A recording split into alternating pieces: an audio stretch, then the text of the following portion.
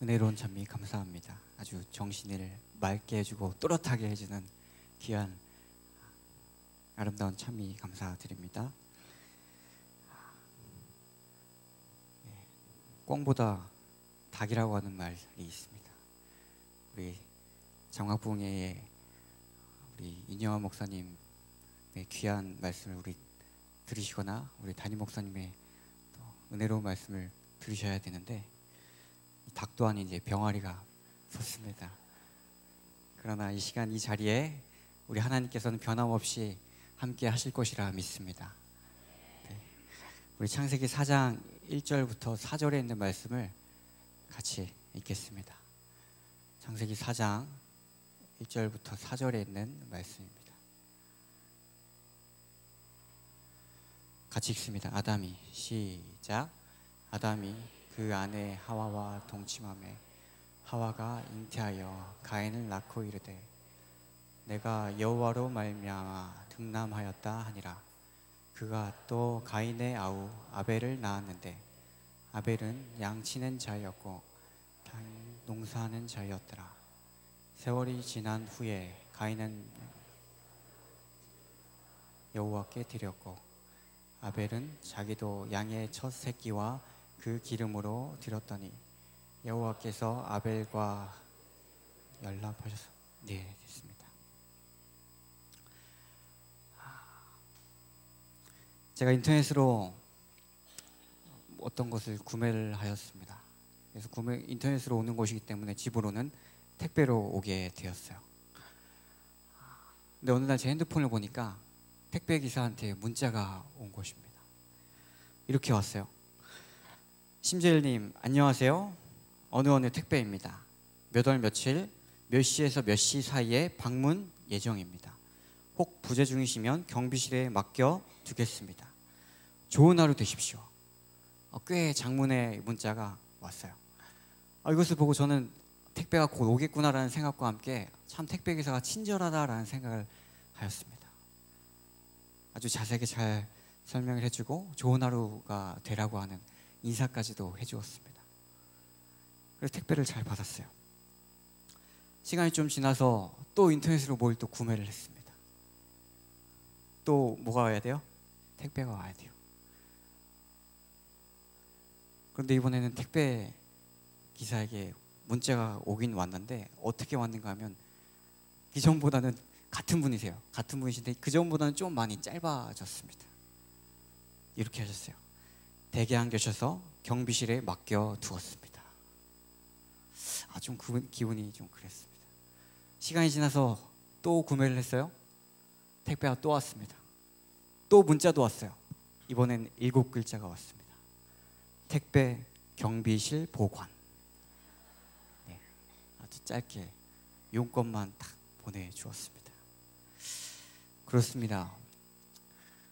시간의 흐름에 따라서 인간은 좀 적응하고 익숙해져 버리는 동물이기 때문에 처음보다는 조금 나태하게 되거나 시작할 때보다는 좀 물렁해질 때가 있습니다. 어쩌면 이것은 오늘 우리들의 신앙 생활에서도 마찬가지가 아닌가 생각이 됩니다. 간절한 마음으로 흔들리지 않는 믿음을 소유했던 때가 있는가 하면 어느새 세상과 타협할 때가 있는 것입니다. 기도의 내용들은 점점 더 세속적으로 변하게 되고 신앙의 양심은 더욱더 세속적으로 변하게 되는 것입니다. 오늘 우리는 본문 창세기 4장의 말씀을 통해서 우리 조상들의 제사의 다른 모습들을 통하여 배울 교훈을 함께 나눌 것입니다.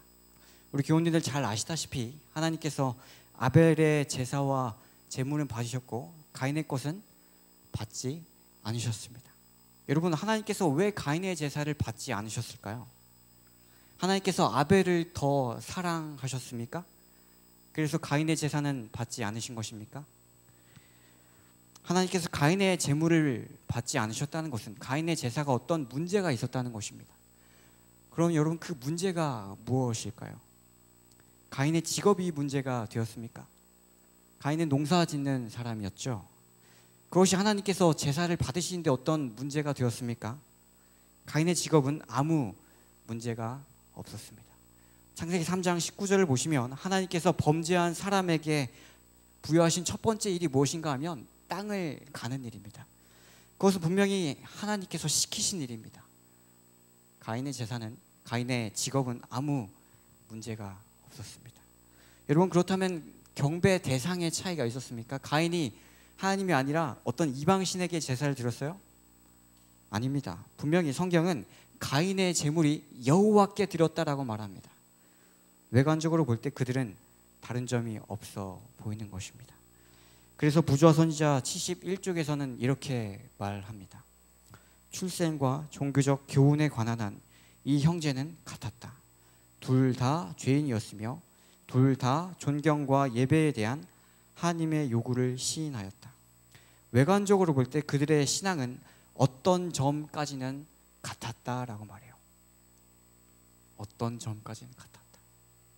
그들의 차이는 어떻게 보면 없어 보입니다. 그런데 성경은 그 둘을 어떻게 구분하는가 하면 히브리서 11장 4절에 보시면 믿음으로 아벨은 가인보다 더 나은 제사를 하나님께 드림으로 의로운 자라 라고 하는 증거를 얻었다라고 했어요.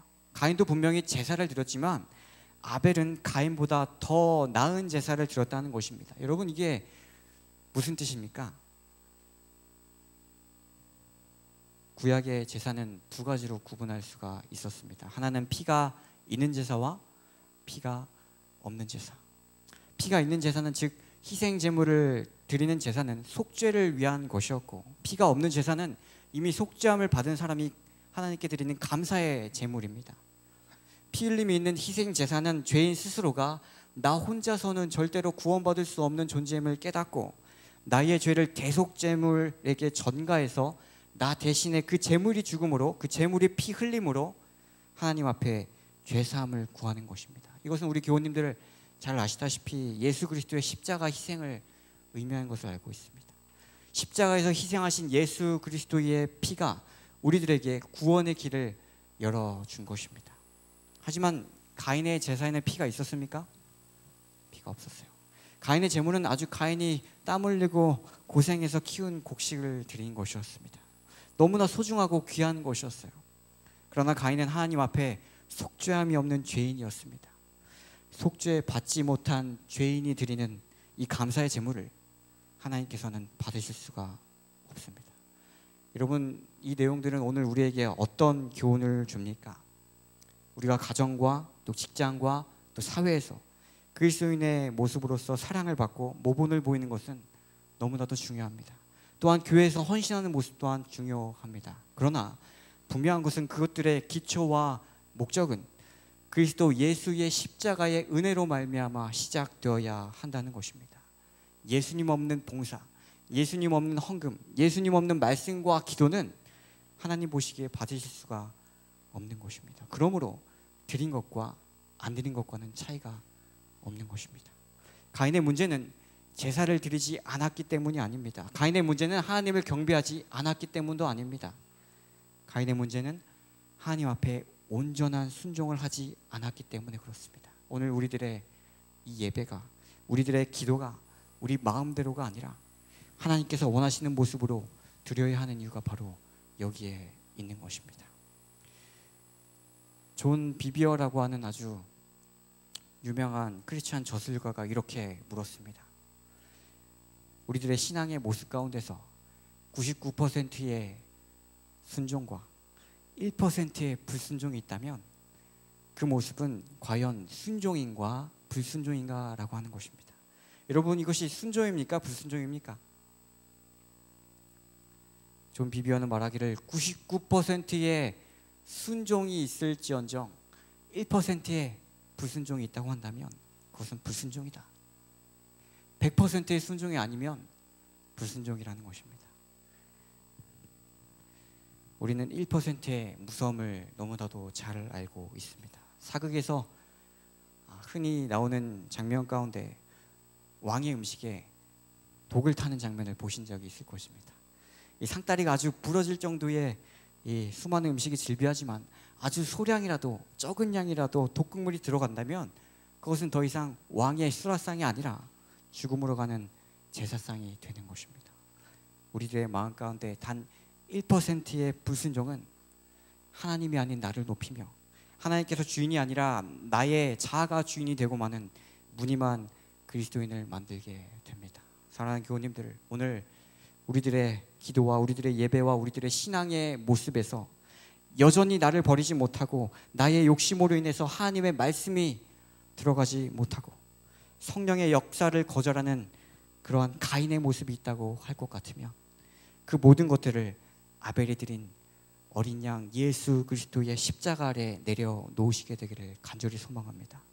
그리고 주님의 기도가 나의 기도가 되기를 기도하고 주님의 십자가가 나의 십자가가 되기를 기도해 주시기 바랍니다. 그럴 때 바른 제사를 드린, 바른 예배를 드린 우리들의 마음 가운데 하나님께서 주시는 참된 안식과 기쁨이 가득할 것입니다. 우리는 이 창세기 4장을 읽으면서 한 가지 궁금증을 갖게 됩니다. 가인의 잘못된 제사에서는 참 잘 알고 있지만 정작 잘못된 제사를 드린 이 가인은 과연 가인 스스로 자기 자신이 그것이 잘못되었는지에 대한 잘못이었는지를 알았는가에 대한 궁금증을 갖게 합니다. 여러분, 이때 이 가인이 자기가 잘못된 제사를 드리는 것을 알고 있었을까요? 물론입니다. 아담과 하와가 범죄한 이후로 하나님께서는 친히 가죽옷을 입혀주시면서 죄인을 위한 짐승의 희생 제사를 가르쳐 주셨습니다. 죄인의 구속을 위해서 피의 제물을 드려야 하는 것은 아담과 하와의 장남이었던 가인은 당연히 알고 있었습니다. 그런데 가인과 아벨은 뭐예요? 형제입니다. 두 형제의 나이 차는 크지 않아 보이지만 분명히 가인은 아벨보다는 형이었습니다. 그러므로 아벨보다는 가인이 먼저 제사를 드렸을 것임이 분명합니다. 분명한 것은 창세기 4장에 나오는 그들 가인과 아벨의 제사가 그들의 인생의 첫 번째 제사는 아니었다는 것입니다. 분명히 가인도 그 이전에 그의 제사는 양을 잡아드리는 피의 제사였을 것입니다. 그런데 매우 중요한 성경 구절 하나가 가인과 아벨의 이 다른 제사의 모습을 보여줍니다.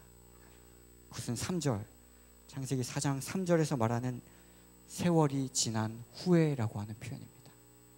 그 이전에는 가인과 아벨은 다른 제사가 아닌 메시아를 기념하고 그래서 양을 잡아드리는 피의 제사였습니다. 그런데 성경 표현 그대로 세월이 지난 후에 가인의 제사에서 다른 모습이 나타나는 것입니다. 이미 가인은 바른 제사의 모습을 잘 알고 있었고 행한 적도 있었어요. 오히려 아벨보다도 바른 제사를 드린 경험이 더 많았을 것입니다. 그러나 시간이 흐른 다음에 가인의 마음 가운데는 제사의 주인이신 하나님보다도 나의 자아가 들어가 있었습니다. 왜냐하면 꽤 시간이 흐르면서 제사에 대한 자신의 경험과 지식을 점점 더 의지하게 되었기 때문에 그렇습니다. 쳇바퀴처럼 계속해서 드려지는 이 제사의 방식은 어느새 형식적으로 굳어져 버렸고 메시아를 그리워하면서 예배드렸던 순수한 마음은 사라지게 되었습니다. 세월이 지난 후에 가인의 제사는 인간 중심적으로 바르지 못한 제사가 되었어요.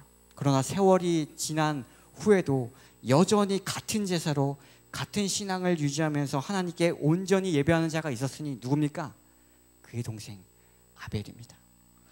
사람들은 성경에 인류의 첫 살인자로 기록된 가인과 대조해서 그려진 아벨을 주목할 수밖에 없습니다.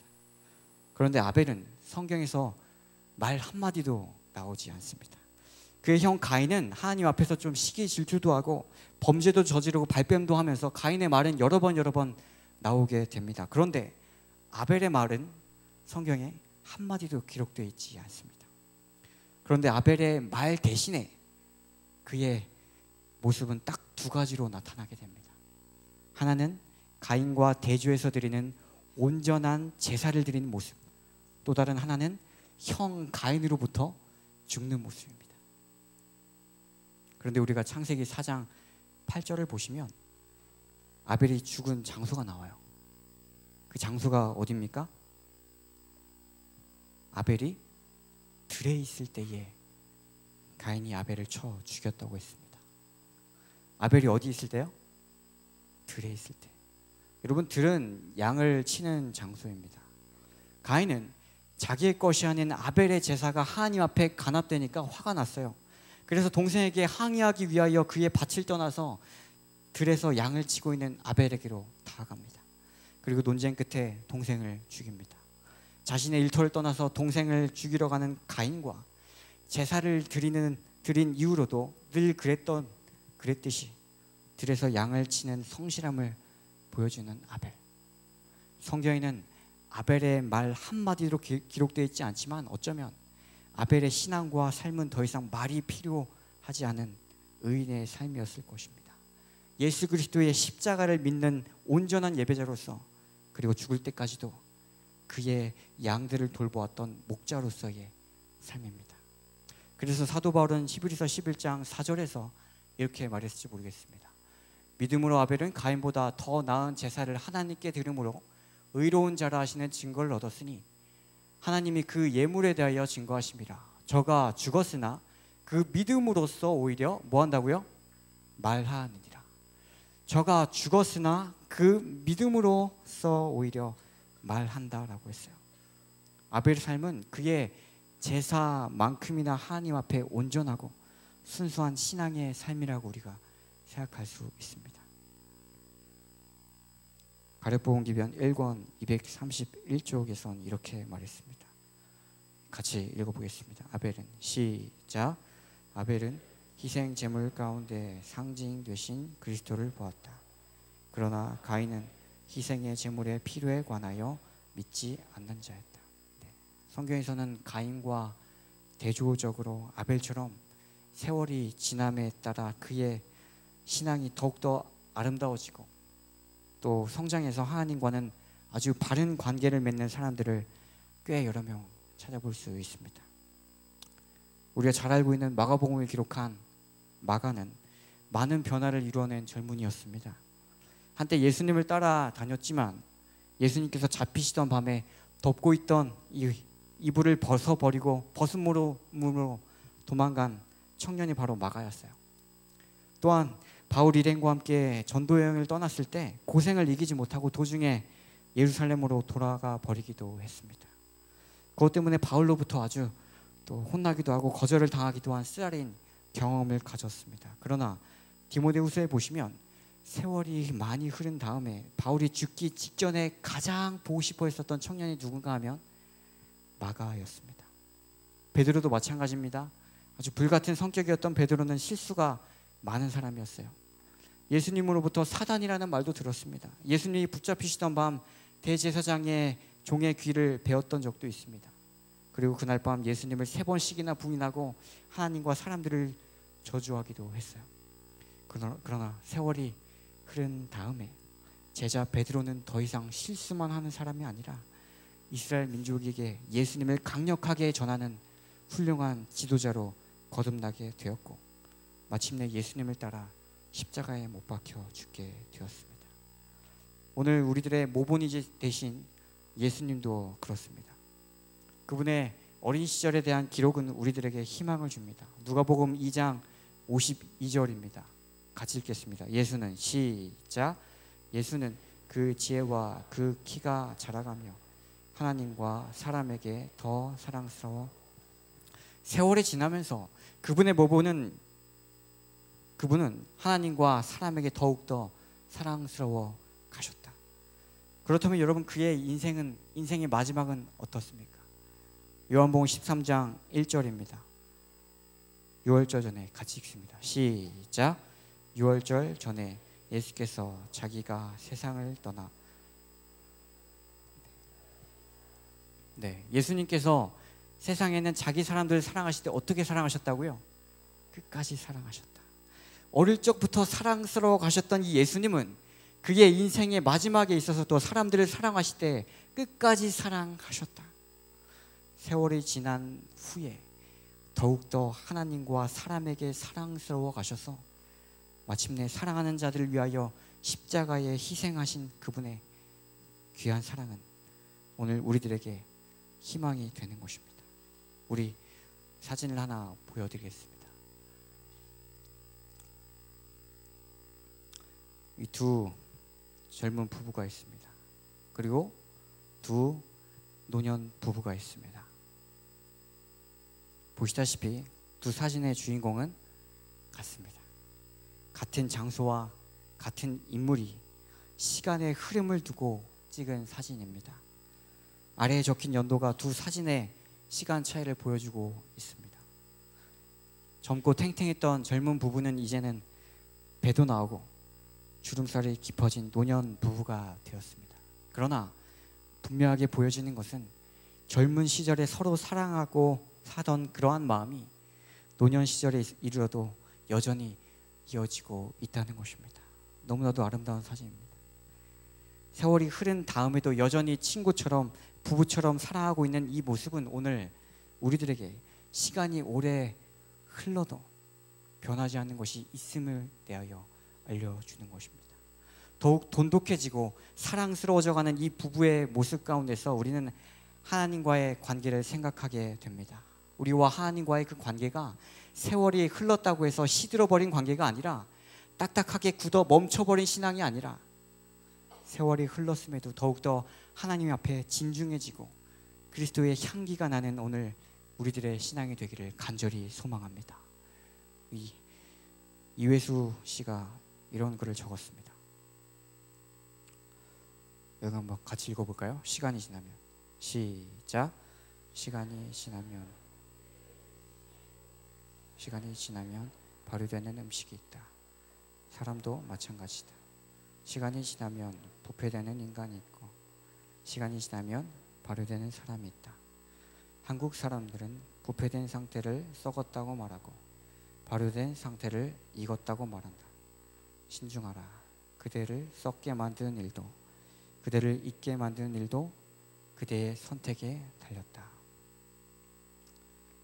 오늘 우리들이 교회에 출입하는 횟수가 늘어가게 되면서 성경에 대한 지식이 많아지면서 교회에 헌신하는 횟수가 늘어가게 되면서 정말 오늘 우리들의 신앙이 달라지고 있다고 한다면, 변해지고 있다고 한다면 그것이 과연 부패인지 발효인지 생각해 보아야 합니다. 우리가 매주 안식일을 맞이하는 이 예배는 어떻습니까? 꽤 오랫동안 출입했었던 이 교회는 너무나도 익숙해져 버려서 아무런 설레임 없이 들어오시지는 않습니까? 가슴을 적시고 울렸던 찬양은 이제는 아무런 감흥 없는 메아리가 되었지는 않습니까? 눈물로써 매달리면서 간구했었던 기도의 제목들은 점점 잊혀져 가고 가물가물해지지는 않았습니까?